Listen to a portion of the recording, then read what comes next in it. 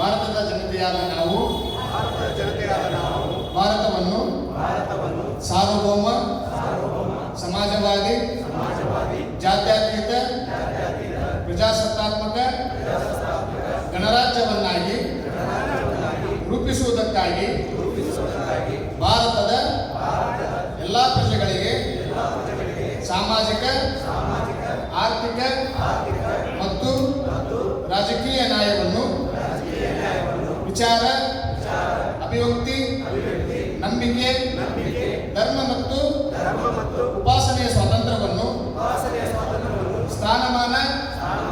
ಮತ್ತು ಅವಕಾಶಗಳ ಸಮಾನತೆಯನ್ನು ದೊರೆಯುವಂತೆ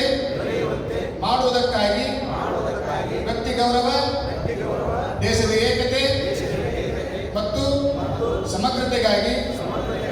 ಎಲ್ಲರಲ್ಲಿ ಭ್ರಾತೃತ್ವ ಭಾವನೆಯನ್ನು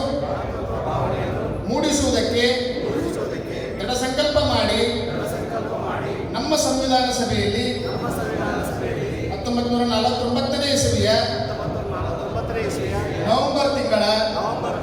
26ನೇ ದಿನದಂದು ಈ ಸಂವಿಧಾನವನ್ನು ನಮಗೆ ನಾವೇ ಅರ್ಪಿಸಿಕೊಂಡು ಅಂಗೀಕರಿಸಿ ಶಾಸನವಾಗಿ ವಿಧಿಸಿಕೊಂಡಿದ್ದೇವೆ. ಹೀಗೆ ವಿಧಿಸಿಕೊಂಡ ಸಂವಿಧಾನವನ್ನು